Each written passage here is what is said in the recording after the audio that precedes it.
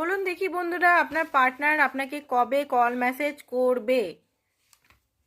Wow, আপনার wish কিন্তু খুব জলদি পূরণ হতে চলেছে। ওয়াটার সাইন আপনি বা আপনার পার্টনার যদি হয়, তাহলে তাদের উইশ তো খুব জলদি, মানে গ্রান্টেড। ঠিক আছে, পাইসিস, ক্যান্সার, স্করপিও রাশিদের উইশ কিন্তু খুব জলদি ফুলফিল হতে চলেছে। কবে?